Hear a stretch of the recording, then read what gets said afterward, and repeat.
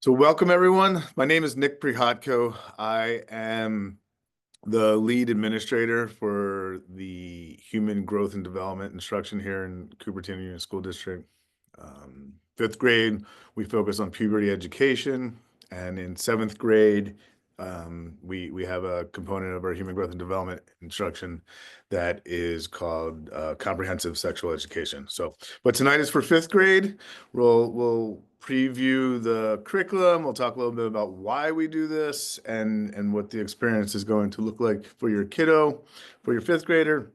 And we'll also do a preview of the lessons that your fifth grade teachers will be teaching to your kiddos. And just for some context, I'm also I've been an elementary school principal in the school district. I'm now at Hyde Middle School as the principal. I have a daughter. She is currently in sixth grade. She did human growth and development last year in her school. And so all very relevant and in the moment for me as well. So I'm always there. You have my email in the messages that go home. So if you ever have any questions, you can always email me. I'm going to introduce and hand over the presentation to Heidi. Heidi's been with supporting Cupertino Union School District for years now. Um, and she is our consultant who helps us make sure we're doing everything according to state law and ed code, and helps us select go through the curriculum selection process that we did a number of years ago. But anyway, she is our expert that we lean on to help educate not only our and train our staff, but also our parent community. And so tonight, and just an overview, we do have housekeeping things. We will be recording, and there is we're not going to do any questions or hand raising during the presentation, but we'll make sure there's some time at the end in order to do that. And the chat feature is on just for folks to ask questions to me directly, and I'll try to respond the best I can as it's going on. And without that, I'd like to introduce and hand things over to Heidi. Thank you, Nick, and welcome everyone. Good evening. It's so wonderful to be here with you all. I'm really excited to be presenting to you and working with you tonight, and helping you get to know the Positive Prevention Plus upper elementary school curriculum. So like Nick said, we are recording this presentation and it will be available to you after this in case you have to miss it, or in case someone you know had to miss it. It's going to be available to you on their website. And also, like Nick said, if you have a question, we'll be happy to answer those at the end. We're using the Q&A feature tonight so we can get through. We have a lot of lessons to get through, and we want to make sure we get through all of that, and then we'll be sure to answer all of your questions. So here is what we are doing tonight. We are going to be setting the context for human growth and development, and we're going to go into lesson by lesson review. We're going to make sure you have all the logistics and all the need to know information before you leave tonight. And then we're going to provide a little bit of guidance for your own conversations with your own kids about puberty. We are doing another workshop later in the year, how to talk to your own kids about puberty, which will be a lot of fun. And that'll be a little bit more fun and interactive and give some more strategies and tips. We'll provide some resources, and then, like I said, we'll have some time for Q&A. And so on that note, I want you to know what we are doing here. So the purposes of this meeting for you tonight are for you to kind of learn about the importance of this education at this time in your child's life. We want you to understand the concepts behind human growth and development at CUSD, and to review the curriculum that our teachers use. And then you can decide if this is the way that you want to teach your child. And if it's not, you are eligible, you're able to opt out. You have that right. And I want to just also say what we are not doing tonight. We are not going to be debating the ed code, which is the law in our state. That's our elected legislatures have created that ed code based on research. We're not going to analyze whether this is the right curriculum for the district or anything like that. We're not going to analyze whether we think it's age appropriate. It's been reviewed by state experts. It is one of the curricula that is very widely used throughout the state. So it has been deemed to already be age appropriate and medically accurate. And we're also not going to debate whether or not the curriculum needs to be inclusive of students with learning disabilities, of students with different kinds of diversity, of identities. And this curriculum, like all the curricula that we teach here in the public schools in California, include all different kinds of people, and everyone's welcome here, including you. So that's what we're not going to do. If you have questions in that, you're welcome to go to the school board meetings, or you're welcome to reach out to your principals. So today we're just going to be previewing the curriculum. Okay, and so my assumptions coming in, and our assumptions are that you're here because you want to learn, you love your child, you want to support their learning. We are coming from the same place. We also want to support your child. We care deeply about their health and well-being, and that's why we do this work. And we hope that you will share questions and challenges. We also just want to let you know that we know that you're the expert in your own family. I have 2 kids. They both have very different parenting needs. I wish I could tell you like the 10 things you need to know about parenting a 5th grader. And that would, that might be a nice blog post, but that's actually not going to be relevant for all different kinds of families, right? So you're the expert in your family. I will share what the research says. I will share what I know from working in the classroom for many years. I forgot to mention I'm a health educator and have been doing this work for about 25 years. And then also, like I said, we're making a recording for the school. So please don't make your own recording. You'll have the official recording after this. Okay. I just need to let my kid know that she needs to turn off the oven. So 1 second. Sorry about that. I also am parenting 2 kids and they're home right now and we're getting dinner made. Okay, so we know that parents and caregivers you are your child's primary sexuality educator. You have been educating your child about their bodies, about their gender, about relationships, about friendships, about how to talk respectfully to other people, and all of those kinds of wonderful things their whole lives. And you will continue to educate them after this class too. And I want to say that, we at school focus on medically accurate, age-appropriate facts in order to teach your children about the knowledge and develop the skills that they need to make the best decisions for the best possible health outcomes. We are spreading a wide umbrella in order to meet the needs of all of the kinds of students that we have here. And so we focus on facts, and you get to focus on your values, your belief systems, your ideas about all of this, how this all should work at home. And we absolutely value your partnership, and we absolutely value your opinions, and we want to work together to make sure that all of our students stay safe. And on that note, again, I just always like to mention this because when I started sending my kids to public school too, I was like, oh, some of this is like perfect and right up their alley and right at their developmental level and right at their academic level. And some of this seems too easy and some of this seems too hard. And what I realized is that, we are trying to meet the needs of a whole diversity of learners, right? So learners from different backgrounds, learners who speak different languages at home, who come from different traditions, who have different sexual orientations in their family. So all of those things create the diversity of our wonderful school community. And we know that students learn best when they see themselves and their families reflected in our curriculum. So you may see yourself reflected in the curriculum. You may see your neighbor reflected in the curriculum. And that's what we're trying to do here. Everybody is welcome. Okay, so I want to just take a minute to talk about some of the research behind sexual health education and puberty education. So I know as a parent, I know that sometimes we worry about maybe talking about things that we haven't talked about at home yet, or talking about things that haven't happened yet. The whole point of this kind of education is to give information before it happens, right? So sometimes we worry like, oh, will we be putting ideas into their heads, or are they going to get curious about something that they didn't know about? And what I really want to drive home to you is that puberty education, after decades and decades of research, has been shown to be protective and preventative. And so again, you as a parent can decide how you want to do this with your own kid.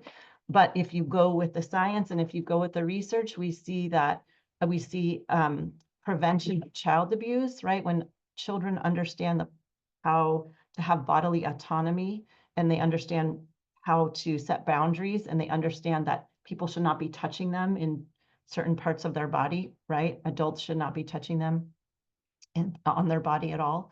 And we see reduction in bullying. We see kids learning how to treat each other with more respect. We see healthier relationships. We see a reduction in sexual assault and intimate partner violence. And we see much greater health, well-being, and academic success. And a lot of this research has been done looking specifically at LGBTQ youth. However, we know just intuitively, you probably also can imagine that if a child feels safe at school, if a child feels healthy at school, they're going to be able to focus on their math and their writing instead of being wondering like what's happening with my body or why is this happening to me? Am I okay?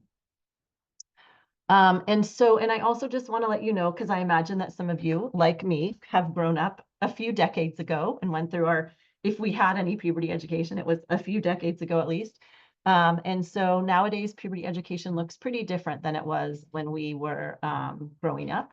And so nowadays, kids learn together with their whole fifth grade class. That means we don't separate out the girls and the boys and teach the girls stuff that the boys don't know about and the boys stuff that the girls don't know about. We teach everybody together. And what we find is that sometimes in the beginning, there's a little bit of increased awkwardness. And once we move through that, we find that we build empathy for all students. We find that students feel like they understand that puberty is just a human being experience. We hear kids and grown-ups saying like, a dad saying like, I'm so glad that I can talk to my daughter, or a daughter saying, I feel now that I can talk to my dad, and so on and so forth. And we also know that kids live in families where there's different genders and have friend groups where there's different genders, and certainly classmates and adults that they feel comfortable with of different genders. So this way, everybody gets to stay together, and it's more inclusive of our entire student body. I'm going to give it to you for a sec, Nick, to give us some logistics.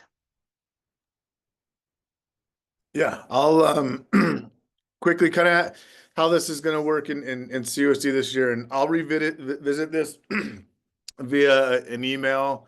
But what we'll do is after tonight, sometime in the coming weeks, I will send out a message with additional information. It'll include the slides from tonight as well as a recording of tonight.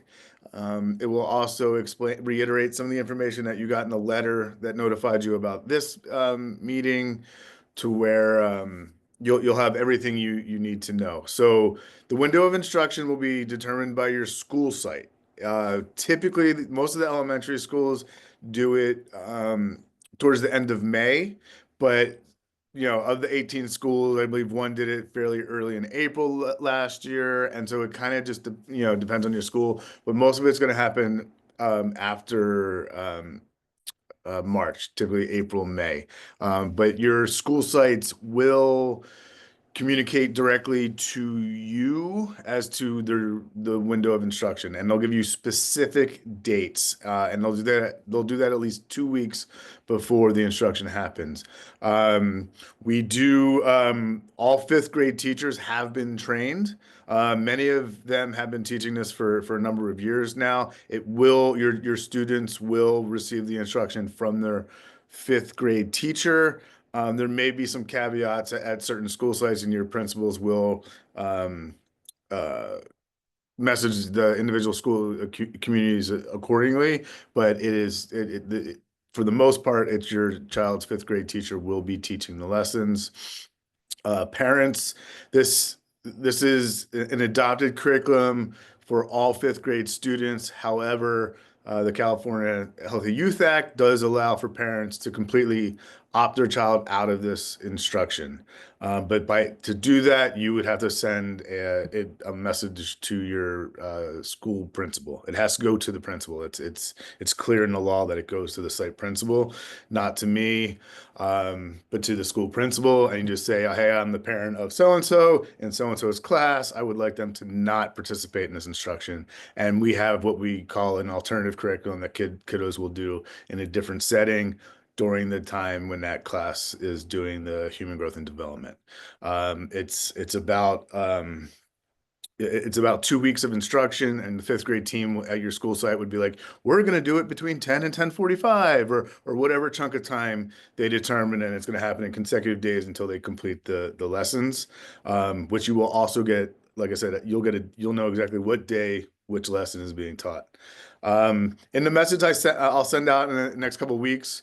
I'll probably be the week after the February break. You'll get this information.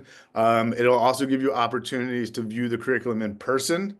We're doing a really nice overview tonight, but some folks want to look at it and see the actual teaching binder that the teachers will use to teach the students, that has like pretty much everything and anything a teacher will say to students in class. And you have an opportunity to take a look at that if you wanted to do that in person. And I'll have numerous appointments to where you could come and view that curriculum in person and ask me any questions. Again, I'll be pretty much until your principal sends a message telling you when the instruction is. I'll probably be your best point source of information. But most of our principals have been at their school sites for a couple of years now. They were doing everything the same exact way we did it last year and pretty much the year before. So your principal would be a great resource too. But when in doubt, please shoot me an email and I'll do my best to find the answer to your question for you. Okay, thanks, Nick. Okay, so I want to dive into to the curriculum with you. This is one of the most commonly used curriculum. It's called Positive Prevention Plus. The website is positivepreventionplus.com. It's one of the most commonly used curriculum throughout our state. It's actually national, but there's a California aligned edition. And just some fun facts about the curriculum. It's been around for a long time. Originally, it was originally developed as a high school curriculum, as an HIV prevention curriculum. They've built on, over the course of many years to include an elementary and a middle school and a curriculum for special students with disabilities. It's updated every few years by professional educators and in the public health system as well. It has the high school version underwent a rigorous 5-year longitudinal evaluation from 2010 to 2015, and so the high school version is recognized as the federal evidence-based intervention. And so, and the middle school and elementary, of course, are developed based on those same theories of behavior change. And then it's, like I said, it's widely used throughout California. It's been reviewed by the Adolescent Sexual Health Working Group, which is the experts in the California Department of Ed and the California Department of Public Health, as well as medical providers. So it's been around the block. It's a good one, and it has a lot of teacher-led activities, discussion, plus some interactive activities as well. The topics that are taught in this curriculum are getting started, which is kind of the first opening lesson, and I'm going to show you that one in depth in a minute. And then there's a lesson on friendship, bullying behaviors, on puberty and anatomy, on human reproduction, how that happens, on hygiene, and then the last lesson is called Staying Safe and Healthy. If you go to the Positive Prevention Plus website and just see the curriculum in general, you might note that there's a different lesson there on germs and their transmission and diseases and their transmission. And that's really about sexually transmitted infections. And that's a lesson that we've chosen not to do here in 5th grade. We cover that extensively in 7th. So these are the topics that are covered in 5th. You can see there's a picture of the binder. So basically the teachers have a teacher's edition, which is what you see there on the left, which is very scripted. And then there are slides, which is what is student facing. So the teacher's edition basically tells you what to say when you show the slide to the kids. So this is not like a teacher going rogue kind of a curriculum. It's very transparent, and the teachers teach, they're trained very well, and they teach what is in the curriculum, and they don't talk about what is not in the curriculum. I want to just, Nick, will you also talk a little bit about the workbook for a second? I just realized I have a middle school here. So every student will have a workbook, but please note, and we'll remind everybody as we get closer to the instruction as well, that though we don't teach that particular lesson around sexually transmitted infections, there is like 2 pages in the workbook for every lesson. So those pages will be in the workbook, but it's just like a list of words. There's not like instructional information or anything in there. There's just like, as you can see, there's like a wrap up page for each lesson, and then like some kind of like sometimes like a vocab thing. So just know that like we keep it out because in fifth grade because it's covered in seventh grade, but we always like to make a note that kids will see those pages in the workbook. Yeah, thank you. And for that matter, any other lesson, will everybody gets the workbook with it in there for the kiddos during the duration of the instruction. Yeah, and I just realized that these screenshots here, sorry, my bad. This is from the middle school. So if you're reading it and wondering, is that part of what we learned? No, this is middle school screenshots, just to show you what the worksheets look like, but the content isn't right. Okay, so each lesson has an opening and a closing video. I'm going to show you an example in a moment of those. And then the teachers go over learning objectives. And like I said, there's different kinds of activities and different ways to learn. And there is always a encouragement to talk to your trusted adults. So we don't really call it homework. It's not graded or something that they turn in. It's just encouraging conversations. And so I'm going to let you know what those conversations are so that you can be ready for them as well. And you can say to your kid, when you say to your kid, like, oh, what did you learn today in human growth and development? And they say nothing, you can say, aren't you supposed to ask me about what it was like when I went through puberty? So I'll make sure to share those with you. Another strategy that we use is the anonymous question box.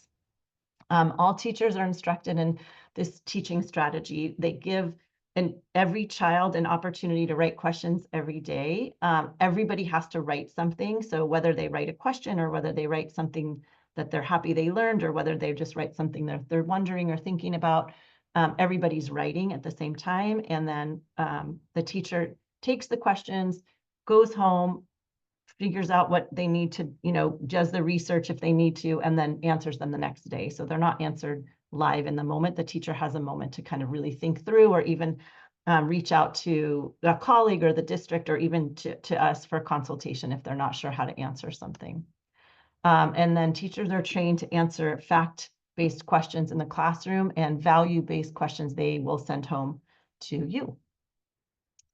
Okay, so the getting started lesson, this is what happens in that lesson is just basically an introduction. They discuss why this can be kind of embarrassing to talk about. They set some group agreements. They are introduced to the human life cycle. So we kind of normalize that puberty is another life stage. They're introduced to the concept of hereditary and non-hereditary traits, and they are introduced to the concept that not everything on the internet is reliable. And so they should, if they want to do more research, they should do that with a trusted adult. And then they are introduced to the concept of the anonymous question box. So I want to actually show you the opening and the closing video. And then I have screenshots of some of the slides. So Nick, will you let me know if for some reason you can't hear or see this? So this is the getting started lesson. These are the slides that your child will see in the class for the getting started lesson. So it's the introduction. Here's the video. And that is where babies come from. Now, let's talk about the changes your bodies are going through. Can anyone tell me what is the definition of puberty? Oh my gosh, that was awkward.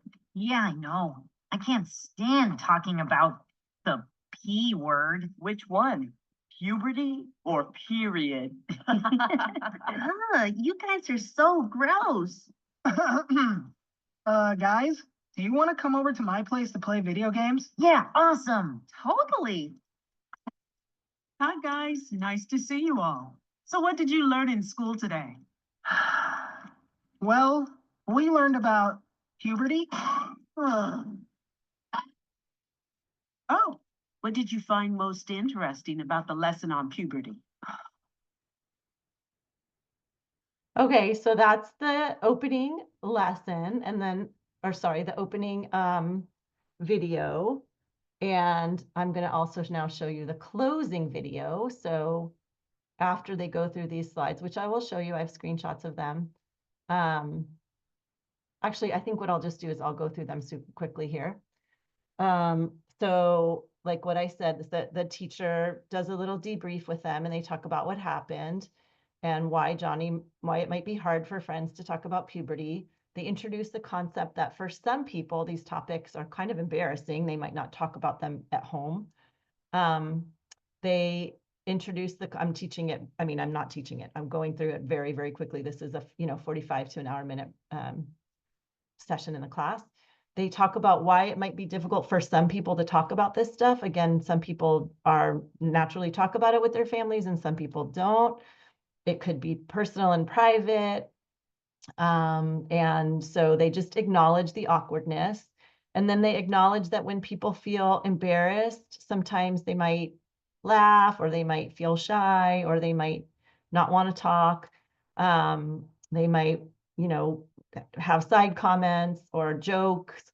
And that's all, that's all okay, but we want to make sure that we treat each other with respect. And so they set some group agreements and they do this with the class. The class organically kind of comes up with these. It's a student-driven activity.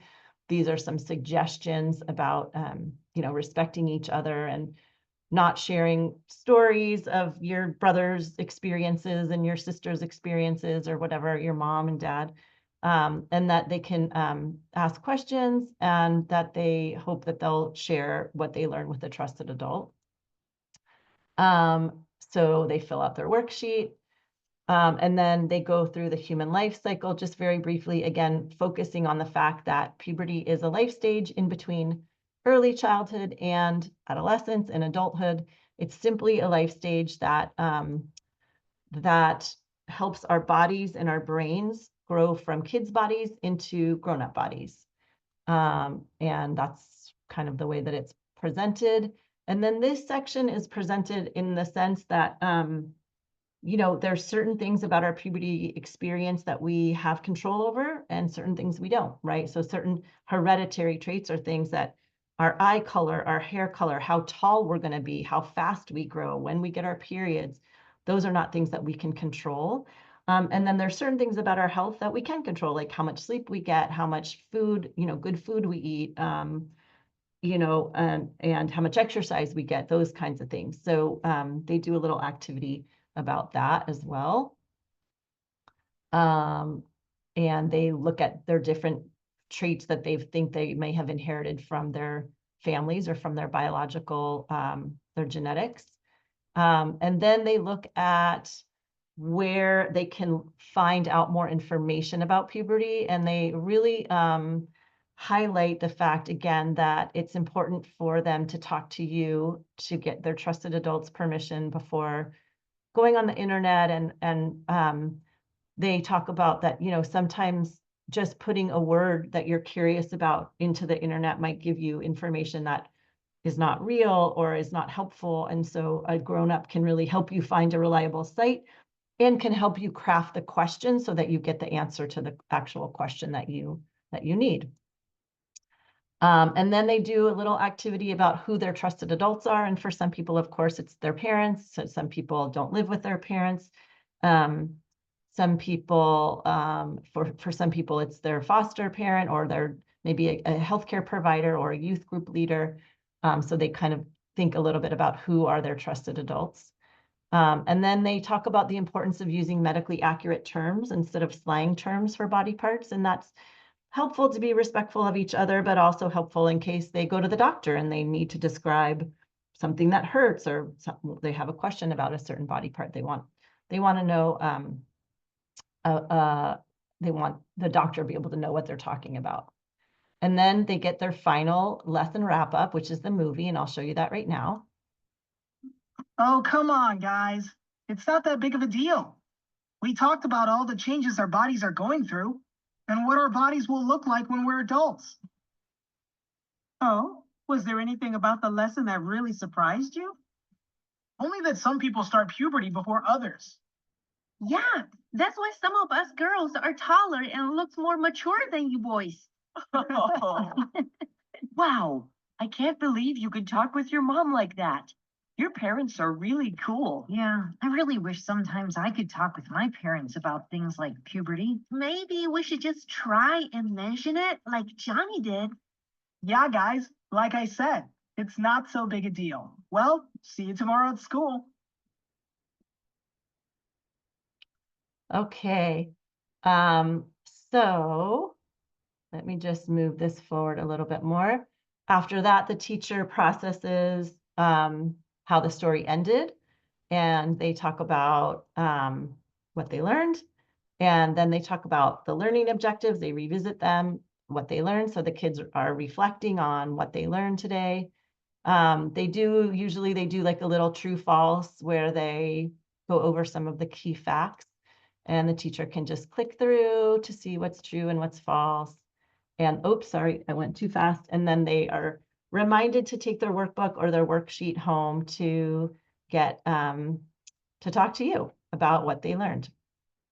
Okay, let me close this and go back to my slide deck. Okay, you see my slide deck again? Hopefully, yeah, okay, great.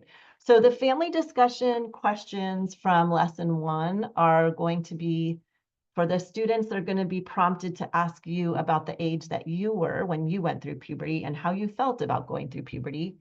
And then if they actually bring home the sheet or the workbook to show you, you will be, you can ask them about if they have a favorite trait that they inherited, and then maybe you can share with them some traits that you think that you may have inherited from your parents or from your genetic relatives.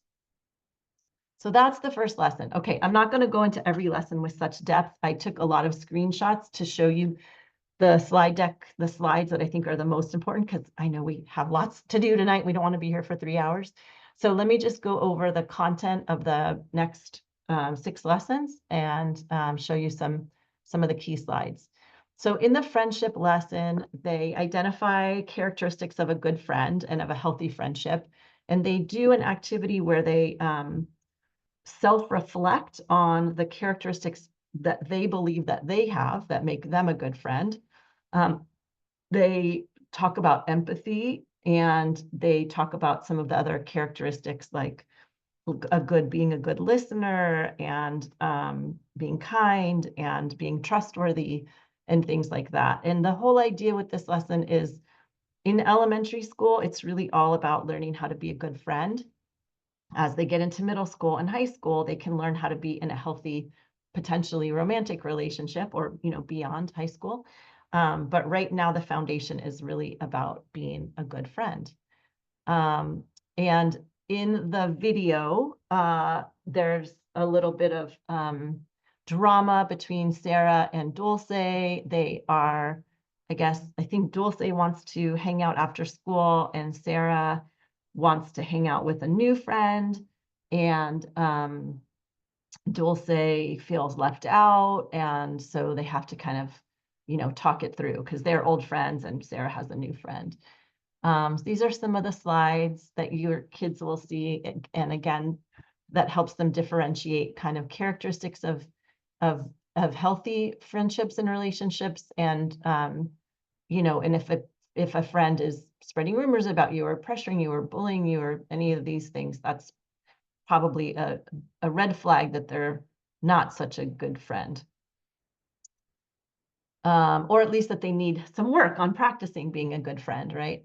The family discussion topics that will come home to you after this lesson are talking about favorite activities. They can ask you what the activities you did when you were their age. And a nice thing to share is like, what happens if you hurt someone's feelings accidentally? How do you fix it? So there's lots of good discussion questions there as well. Lesson 3 is about bullying behaviors, and they kind of define what bullying is. They talk about cyberbullying, like bullying on the internet and on social media, and they set some ground rules around that. And they do a little bit of differentiating between verbal and nonverbal communication. They talk a little bit about setting boundaries and learning how to practice their refusal skills, like understanding what they want and what they don't want and how to communicate that. The little video in this section is that Esther's getting bullied by these bigger kids and they actually push her down. And then at the end, her friends come to her defense and say like, hey, that's not, say to the guys, like the bullies, like, that's not okay. It's never, it's never okay to hurt someone's feelings or to hurt someone's body and shouldn't be doing that and so on and so forth. So they see an example of someone being bullied, but they also see an example of people upstanding and stepping in. These are some of the slides that your kids will see in that lesson that I chose.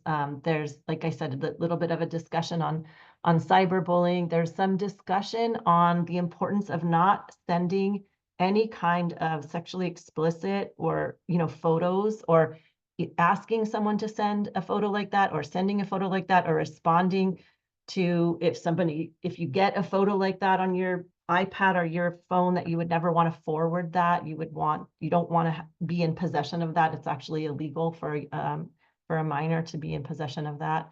And you don't want to bully somebody or send rude emails or rude texts. They give some examples of bullying, like picking on people for different identity markers that they might have. And they talk about, how bad it feels to be bullied. And they even do a little bit of critical thinking around why might someone bully someone else. And they talk a little bit about, oftentimes people who hurt people are actually being hurt, right? Hurt people hurt other people.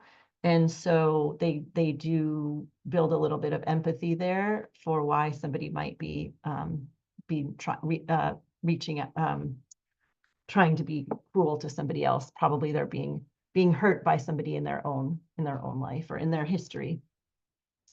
They talk about ground rules for using social media, again, with the encouragement to talk to you first, but also just to how to be safe and to recognize that if they're gaming with other people or interacting with other people on different kind of sites where they can interact, that you never know who you're interacting with. Someone might say that they're 12, but they might, be 37. They might just be an unsafe person to talk to. So they should, proceed with caution and, never meet somebody in real life without telling an adult first or going with an adult. These are the slides on setting boundaries. So if somebody wants you to do something unhealthy or illegal or something you just don't want to do, like watch a scary movie or whatever, you can set a boundary on that, right? You can say, no, thanks. That's not what I want to do. I would, do this other thing with you, but I'm not interested in watching that movie, or I'm not interested in doing something illegal or whatever. And then you can reach out to your trusted adult or adults at school to help if the person won't stop pressuring you. And the family discussions around this lesson are, your child will ask you what you would want them to do if they were being bullied or if they saw somebody being bullied. You can talk to them about what you think would be a good thing to do. And then you can share experiences in your own life from your own past with that. Okay, now we're moving into the fun stuff about the social and mental and emotional changes during puberty. This lesson also gives a very, very, very brief overview of gender and sexual orientation and a very brief overview about managing emotions that happen during puberty. And the video is these students they're doing like a math lesson and the teacher's having them like line up in order of height. And so Johnny, who's a lot taller and bigger than his friends, feels awkward. And then, Esther, who's a lot smaller and shorter than her friends, feels awkward. And they just really, teachers emphasize that everybody's on their own path, all different body sizes and shapes and colors are all perfect just the way they are. And there's no it's not, it's not a race, it's not a challenge. There's not one thing, one size or one shape that's better than others. So I'm going to show you now some of the slides that start to look at body parts. This first one, these are two different slides. Obviously, you can see that many of the changes that happen during puberty happen to everybody, like height and weight gain. That's one of the first things that you'll notice about your kiddos when they start puberty is their feet grow, like little puppies' feet grow, right?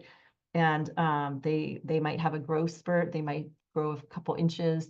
All of a sudden, their pants are too short. They might need to eat more. They probably have a different smell than they've had before, right? They might start to get different kind of body odor. They're going to get hair in new and exciting places. Their voice deepens for, all people. And then there are so all those changes happen to every single body. And then there are some changes that just happen to bodies that have, more estrogen or that have a vulva and a vagina, and then bodies that have more testosterone or a penis and scrotum. Other changes that occur during puberty include mood swings. They talk about that it can be common for people in puberty to start having crushes. Some people have had them already, some people don't have them now, but it is quite common that it happens. Sometimes people want more privacy. Sometimes people want a slightly different relationship with their grown-ups as they feel like they're getting older and they want more independence or more responsibility. They want to make more decisions for themselves. And sometimes people feel hypersensitive about their body appearance. A lot of kids at this stage start to feel that it's very important, like what they wear and how their hair looks and their face and things like that. And, your little kid that you could never even get in the shower when they were younger now is all of a sudden, wanting to wash their face every day and things like that. So those are kind of common things that happen. So also in this lesson, they just simply define these terms. So they define the idea of a biological sex or a sex that's assigned at birth, right? When a baby's born, we look at the body parts that they have and we say, okay, it's a boy, or okay, it's a girl, or sometimes we look at their chromosomal makeup. So that's, that's one way that we define people as by their biological sex. They also look at gender, which is something a little bit different than biological sex. Their gender is kind of how they feel about what gender they are. Do they feel masculine? Do they feel feminine? Do they feel something in between or something different? Do they see themselves and identify as a boy or a girl or something different, something in between?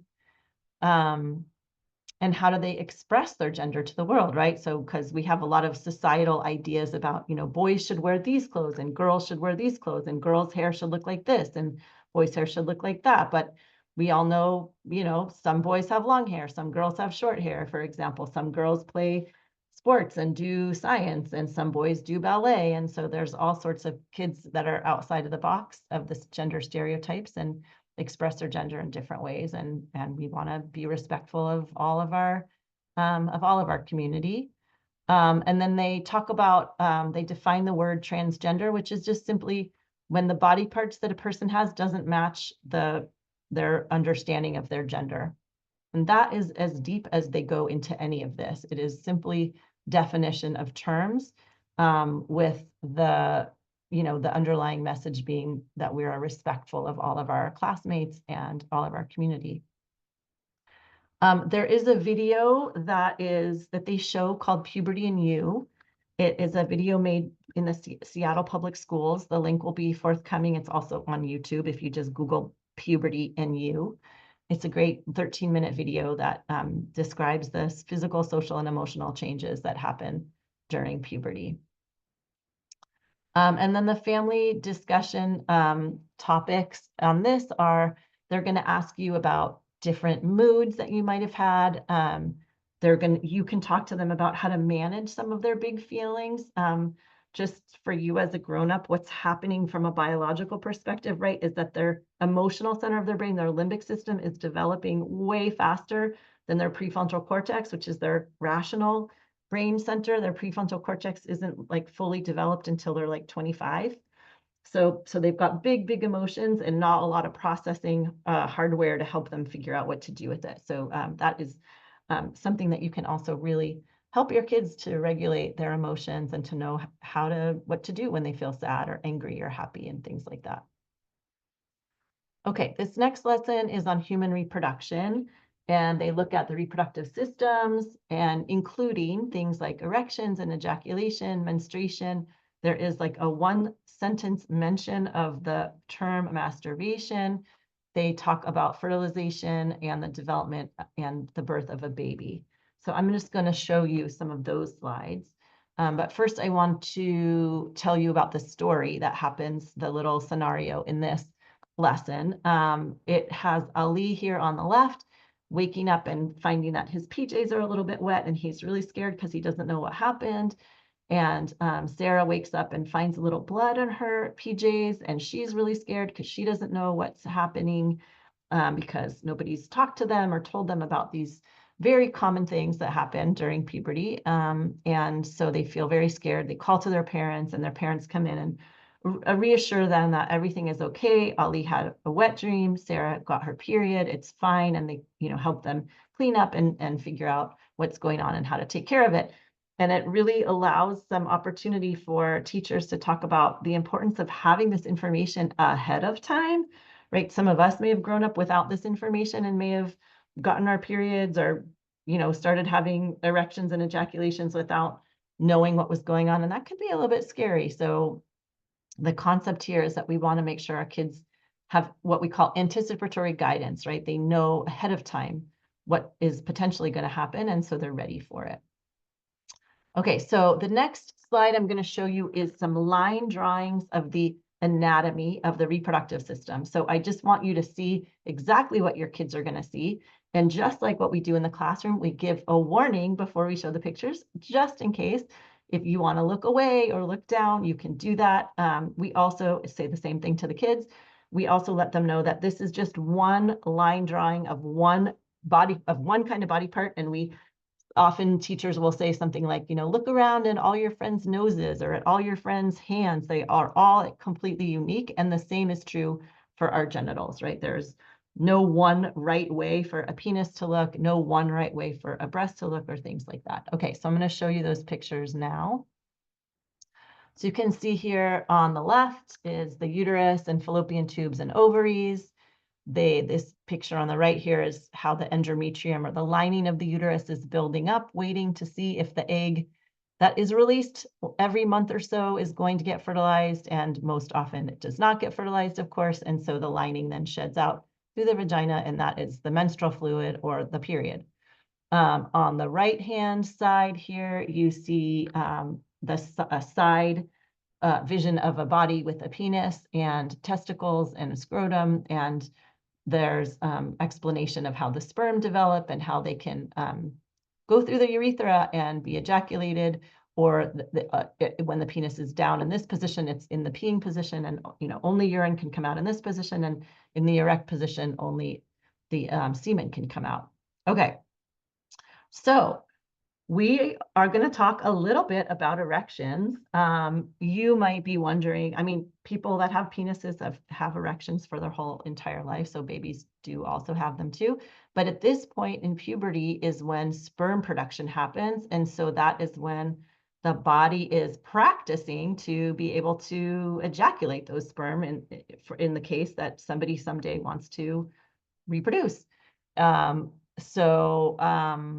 So that's what we're talking about. I'm going to show you the picture that your kids see. There is a picture of an erect penis, and that's what I'm going to show you now, so that kids can understand that there's two different penis positions, right? The peeing position and the ejaculation position. And so they don't get confused about what happens when.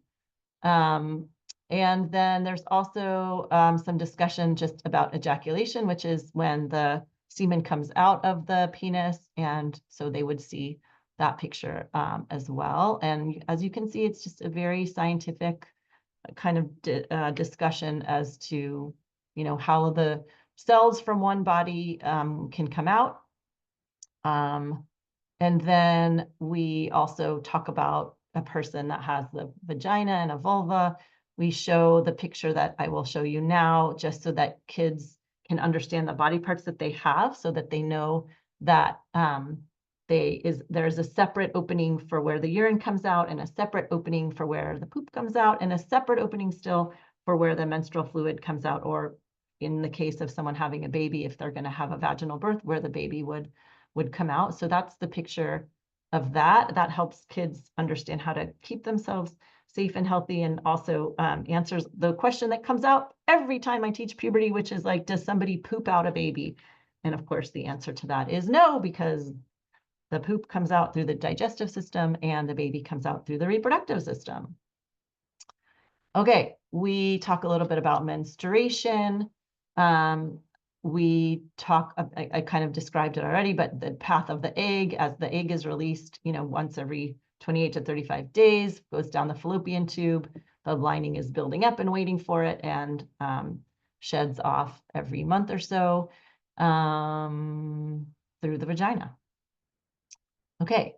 Then we talk a little bit about conception or fertilization, right, where the sperm and the egg meet. If that egg is fertilized, it implants into the wall of the uterus, and then the two cells become one cell, and they start dividing into other cells. They become an embryo, they become a fetus as they differentiate, and then when the baby is born after 40 weeks or so, and the placenta, or what's been giving nutrients to the baby, is also delivered. There's also discussion that if a person doesn't give birth through the vagina, that a C-section is a possibility as well. Okay, then they're going to come home and talk to you after this lesson. So that's a lot of information for them. They always have a lot of questions, including, how do twins happen? So they're going to want to talk to you about their birth story or their adoption story. And you might want to talk to them about, you know, just because their body after they go through puberty is capable of reproducing, there's other things that they need to think about. Like, are they, you know, like what does somebody need to think about before having a child? So that's a good discussion that you can have with them as well. And then lesson 6 is about hygiene. This is a fun one. Teachers really love teaching this one because it's nice to talk to kids about showering and things like that. So they develop a plan, which they come and talk to you about different products that they might want to use. This video, I don't love this video. One of the kids is kind of smelling and having some kind of bad body odor, and the other kids are kind of not really liking it. And I think, you know, it provides an opportunity for teachers to talk about how to be respectful of everybody, and different people have different ideas about body odor, but they do also provide some ideas around, you know, bathing, washing. Some people like to use deodorant or wear different clothes, you know, wash their clothes, things like that. And then I really like to recommend to kids to talk to their families about different hygiene products. Like maybe they want a special shampoo now that they're in puberty, or maybe they want a special face wash that's just for them and they don't have to share it with little sister or little brother. They also talk a little bit about the ways that they can manage menstrual fluid, like tampons and pads. They just try to normalize them and talk about them the same way that they would talk about like having lotion or having chapstick. Like if having a period is something that's going to happen to you, then it's important to know how to take care of it. So again, they talk about, you know, they also let the kids know that teachers, nurses, the front office, there are pads and usually tampons available there in case they get their period at school. They encourage them to talk to you about, how you want them to manage that if you have a child that is going to get their period one day. And I will tell you from working in schools for many years that there are lots of kids in 5th grade that do start their periods, which is seems kind of shocking, but I guess I should say it never ceases to amaze me every year because it's happening younger and younger, it seems. They also talk a little bit about if somebody has a wet dream or ejaculation in the middle of the night, what do they, when they wake up, do they just throw their PJs in the wash or, just wash off or whatever they need to do. And then, like I said, they're gonna come and talk to you about some products maybe they want to try, and you can help them find those products, maybe share a hygiene tip, and yeah, talk about the kinds of hygiene practices that you have in your life as well. And then this is a big lesson. This is the last lesson, and there's a lot of content in it. Staying safe and healthy. They talk about what consent looks like nowadays. They talk about what sexual abuse is. They talk about healthy behaviors, and they talk about how to stay mentally healthy. They talk about mental health a little bit, so I'll show you some of the slides for that right now. In the little opening video, Dulce is wondering what she's going to be like when she gets older, and is there something that she can do now as a young person to ensure her health? And then her mom comes and meets her, and they walk home together, and they have a really nice discussion about ways that their family can eat healthily and exercise together and things like that. There is a video called Consent for Kids. It's embedded in the curriculum and it's super cute. I love this video. It just basically talks about that your body is yours and nobody should touch your body in a way that nobody should ever be touching your body without your consent. People have to ask, do you want to have a high five? Is it okay if I touch your hair? Do you want a hug? And then the person gets to say either yes or no. And if they don't say a clear yes, then they don't have consent for doing whatever it is that they're going to do, whether it's borrowing their friend's pencil or, playing tag or grabbing their sweatshirt or giving them a hug. They have to ask before they can do that. So a couple of slides here around consent.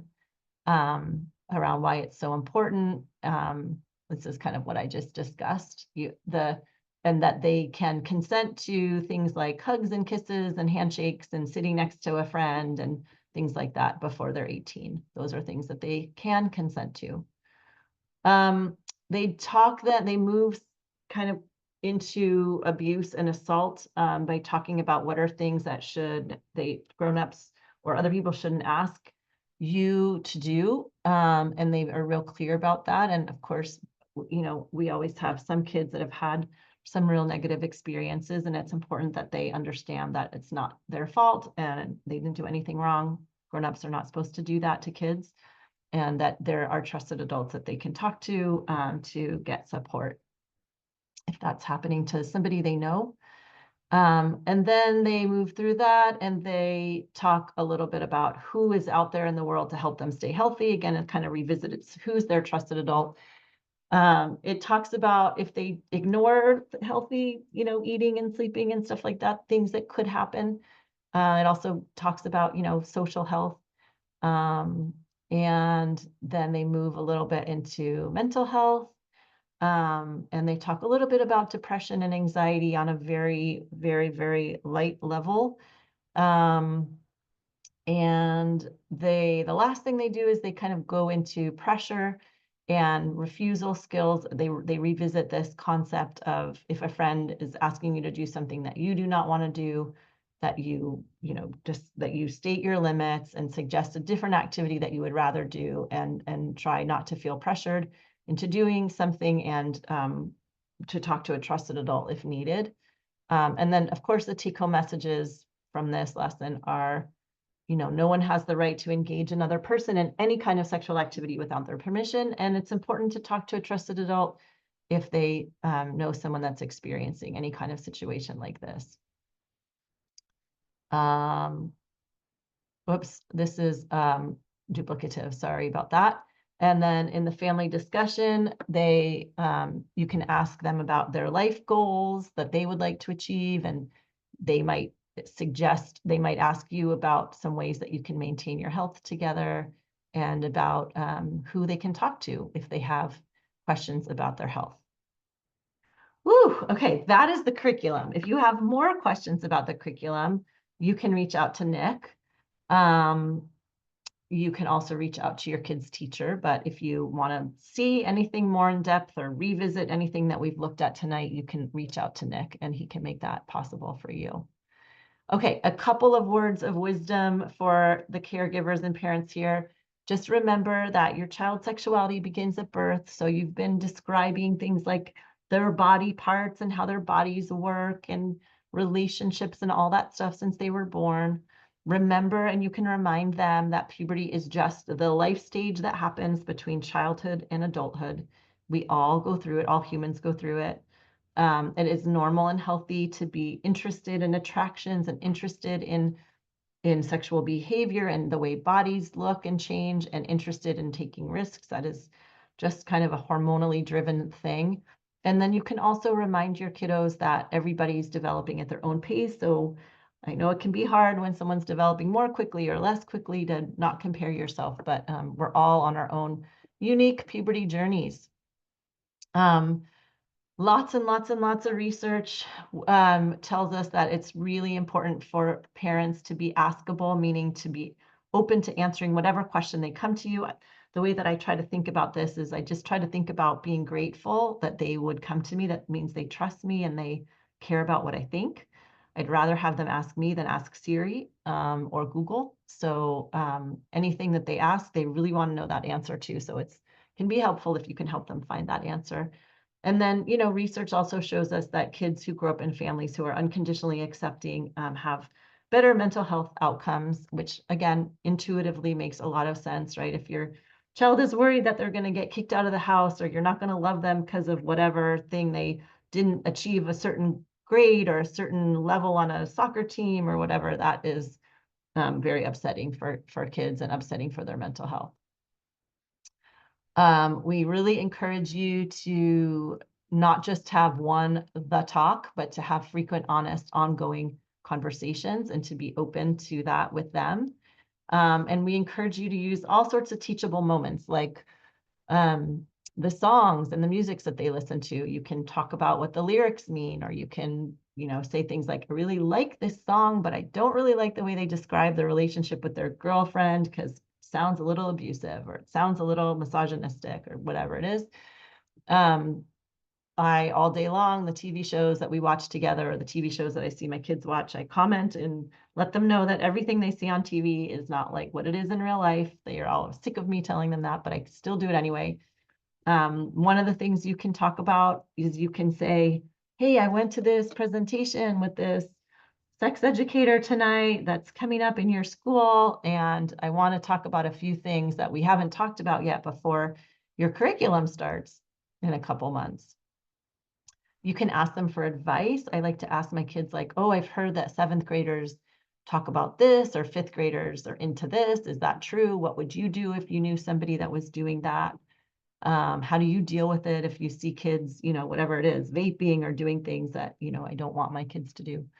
And you can use a direct approach, like saying something like, okay, so I have a couple things I want to discuss with you. Is this a good time? And then, of course, if they say no, then ask them to come up with a better time and still follow through with it. You can acknowledge that it might be awkward for you. You can say things like, Grandma never talked to me about any of this. So it's so weird to be talking about this, but I really care and love you. And I want to make sure you have all the information that you need to understand how your body works.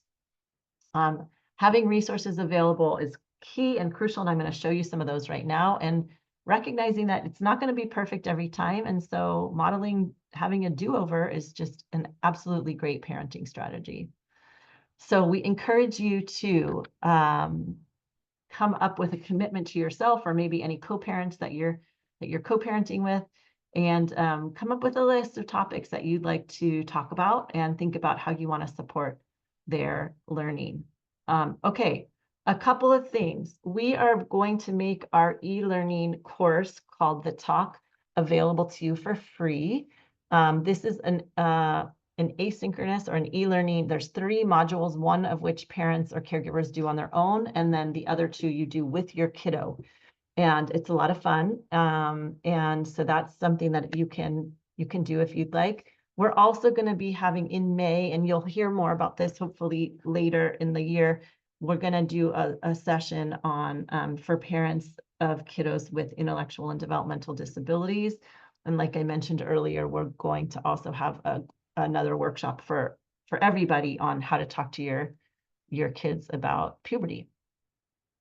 Some resources that I really like, I love talkwithyourkids.org. They have a great timeline for different like when to talk about the different topics. Also like kidshealth.org. It's a nice website that has all different kinds of health information, not just puberty, but things like nutrition and exercise and, yeah, all sorts of different health issues that you might be interested in. There are pages that are specifically designed for kids and pages specifically designed for adults. I really like the teachingsexualhealth.ca. That's a website out of Canada, and they have a lot of good stuff in there for parents.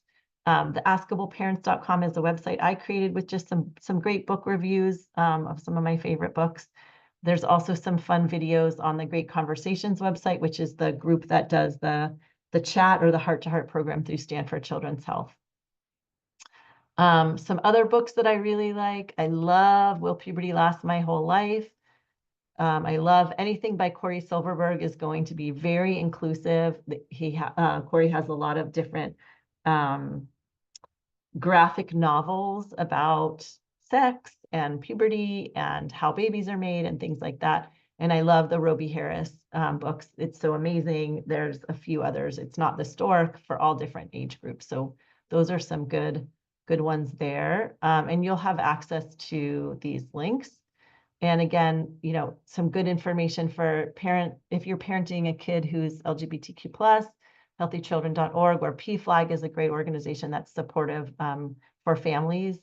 Planetpuberty.org is a great one. Advocates for Youth. There's lots of good organizations out there to support kids with disabilities. Sexuality for All Abilities is one of my absolute favorites. They have great materials. So you can see all of those. And that is it. So you could, that's the evaluation, the QR code. I will also, I guess I will stop my this and I'll grab this survey so I can put it in the chat for you in case you would rather take the survey that way. And then I can stop sharing my screen and answer some questions. I don't know if there's any questions in the chat because I've not been looking, but I will look now. Or Nick, if you have anything. No, not too many. I'll kind of just reiterate, next steps. Again, I'll send out something in the coming weeks, kind of a summary of tonight's presentation. Again, there'll be a link. I'll send out a link to the slide deck. There'll be a link to this recording. I will also include links to sign up for materials previews. So if you wanted to come and look at the curriculum, I'll have appointment slots for that. So this information will probably come, the last week of February or so.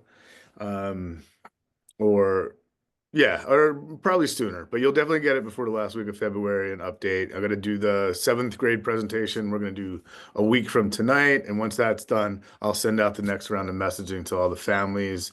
Again, instruction won't happen until the spring.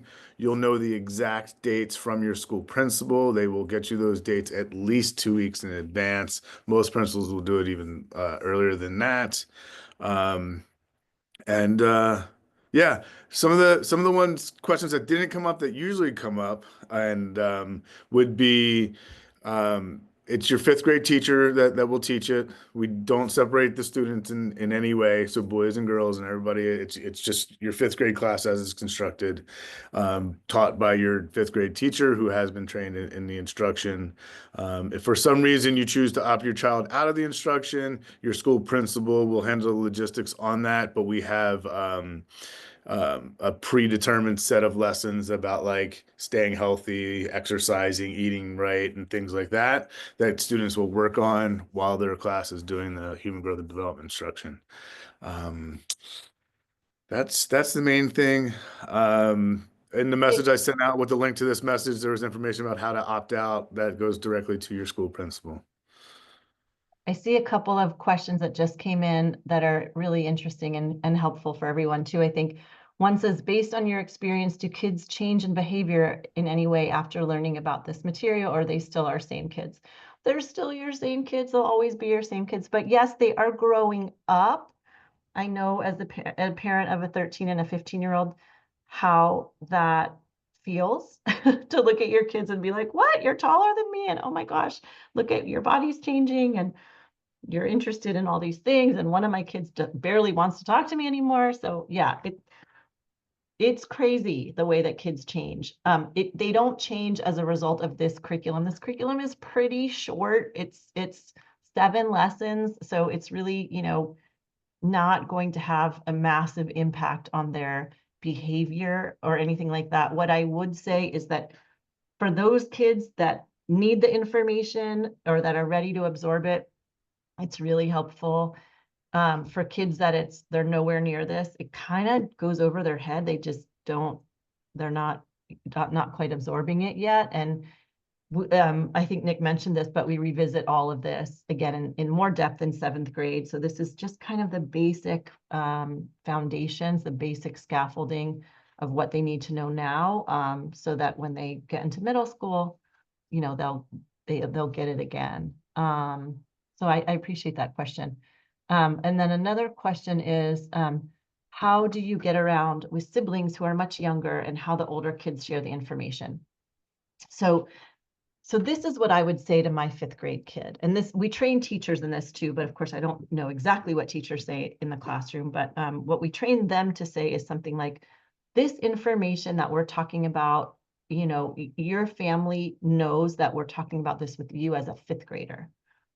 Some families talk about this earlier, some families talk about this later, but what we know, for us right now is like, this is 5th grade age appropriate information. So the idea is not to like go home and take your workbook and like show your 4-year-old brother or sister or your sibling, right? Or go out on the playground and like tell everybody what you learned. No, this information is for 5th graders. And then you can talk with your grown up at home about, whether or not they want to share that with their younger siblings. And, in my experience, the younger siblings always learn more earlier just because the older kids will tell them some things. But you can talk to your own kid and really just help them feel like, you know what, this is special stuff just for, if that's how you feel. If you don't want them to tell their younger siblings, you can say, this is like it's like a really special time in your life where you're going through puberty and you're learning about this stuff and you're getting ready to have your, bodies and brains change. And it's kind of special information that we're going to just keep between, me and you right now, or we can talk about it during time when we talk, maybe not at the dinner table in front of everybody. If that's what's right for your families. And like I said, a lot of families are, we'll talk about, just the way that bodies work it's not necessarily a bad thing for a younger kid to understand that. Any other questions before we sign off? Thank you for being with us. I know it's a lot during dinner hour to spend time with us here, but we really appreciate it. So yeah, we're officially done. If you want to go and get home, or are you raising your hand, Nick? I was trying to someone has their hand raised, but I can't figure out how to Oh, call on them. oh. Sorry. The hands aren't raised anymore, so. Okay. Sorry if you did have your hand raised, if you don't mind putting your question in the chat, that's probably the best way. I can't figure out how to unmute you. Thank you so much. I will put the link to the evaluation again. We really take your feedback seriously. We also sometimes use the data from our feedback to go to the board to support this work or change the work. So if you have time to do that, we appreciate it. And it's in a few different languages. Thank you so much for all the thank yous. Yeah, and I will say all the links that were in the slideshow today. I will make sure you'll have it. You'll have a version of the slideshow with the live links. You'll get that in the near future. All right. Great. And maybe, Nick, if I send you the flyer for I saw that someone said that they might want to enroll in the other courses. Yeah, I'll send- I can get that out. Like I said, I'll try to get my messages out sooner so I can put that as a link on there. Yeah, perfect. Just um we have that February break that throws a wrench into things of timelines, but That's we'll get, okay. We have time. okay. I think. Okay. Well, Amaravathi, do you I can unmute you. I figured it out. Do you still have a question? Oh.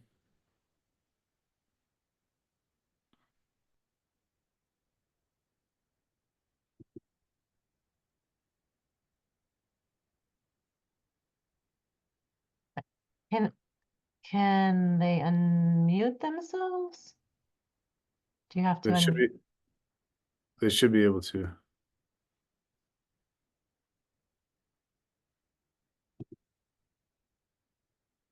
Huh. Oh wait, hang on.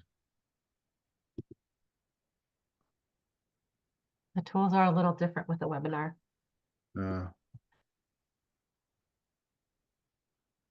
They have themselves muted. They should be able to unmute themselves. Oh, let's see. Oh, someone's asking if I Oh. decide not to join the classes, can I still join some of them or not join? Okay, so I guess that someone's saying there's no options to mute or to show the video. Can you unmute, Amravati? So those that raise their hand, I can control them to speak or not speak. And for the person that had their hand raised, I sent them a message saying they could. Okay, in the meantime, if I decide to not join, can I still join some of them? So in other words, if you opt your child out and then if you change your mind, can you join? Yes. Right? Is that right, Nick? If they don't Yeah, start with, if for some reason you choose, then this happens actually kind of often. We typically have a very low percentage of folks whose children completely opt out, and but if you did for some reason originally, up until the day of instruction, you can opt your child back in. You would talk to your school principal about that, and then there are. The California Healthy Youth Act provides opportunity for parents to opt out of instruction that pertains to human growth. So you mean that there's a particular lesson that Heidi shared the slides and some of the pictures around the reproductive organs. You mean that is human development. So that lesson can be opted out of. And there's some lessons that, because of the way Shia is written, that there's not, you can't opt out of certain things. But but you can opt out of all of it. So if there's a particular lesson or a set of lessons that you aren't comfortable with your child having, best bet is probably to opt out of the entire curriculum, because no one can control what the kiddos are going to say after the lesson in the schoolyard. I mean, you won't have access. Opting out of everything removes access of the workbook for your child, and any of the conversations. So we can't guarantee that a lesson that was done on covered on Tuesday, someone doesn't ask a question on Wednesday that brings something back up from the previous day's lesson and stuff like that. So, but I can help you if you have like individual, more personalized questions than that, and so can your school principals. All right. I don't know how to get the people to speak that have their hands up. So I'm so sorry. I don't know how to do that. So the best thing to do is probably put it in the chat. I don't seem to have a button to unmute them. Yeah, on my end, it shows that they're allowed to speak, but if there's not a microphone showing up on their side, I'm not sure how to do it.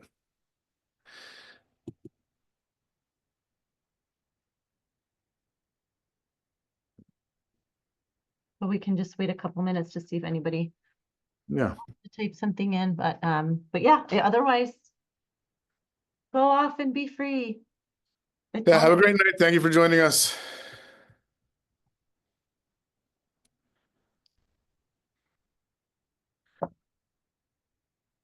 We'll give it like one more minute and then we'll sign off.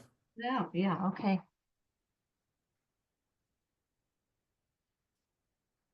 People are drifting off slowly but surely.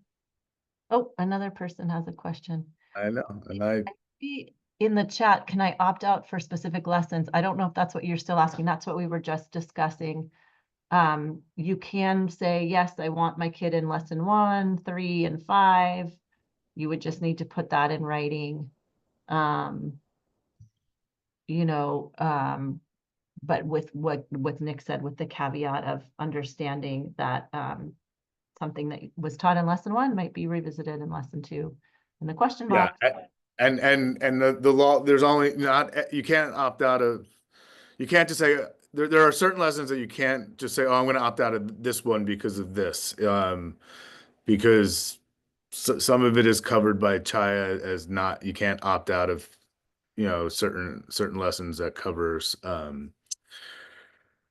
lessons pertaining to protected groups. And so, but that could be, once you have a chance to look at the curriculum a little bit closer, you can, check in with me and I'll guide you through that process. Hope that helps. Okay. All right. I don't see anything new. So we're going to go ahead and end the webinar.